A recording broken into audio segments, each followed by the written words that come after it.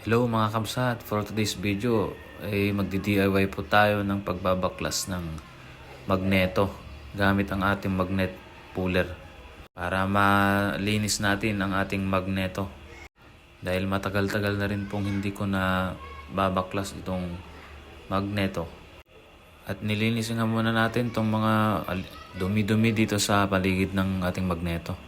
Gamit po tayo ng pangontra para mabilis nating mabaklas yung tornilyo ng magneto.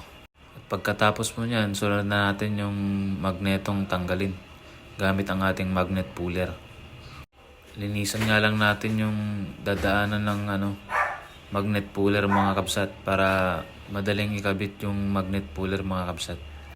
Kailangan din nating alagaan tong magnet puller natin mga kabsat para hindi mga lawang. Sprayan lang po natin ng langis yan after natin gamitin mga kabsat, para matagal-tagal po natin gamitin.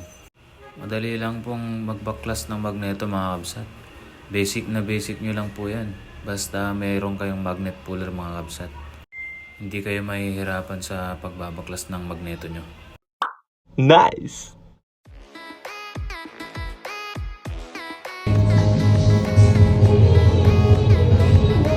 Dumi Napakadumi at napakaalikabok na mga kabsat. Kaya nagtakip po na ako ng ilong ko dyan. At isinunod ko na itong magneto mga kabsat. Dahil ang kapal ng putik sa loob.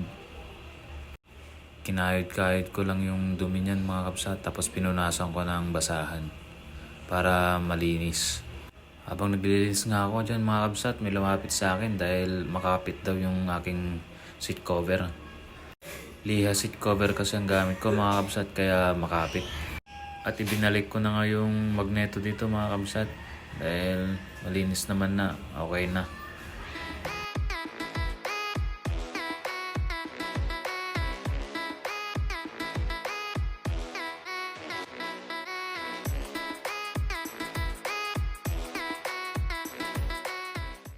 Pagkatapos po ng magneto, sunod naman natin tong fan at saka tong fan cover niya mga kabsat.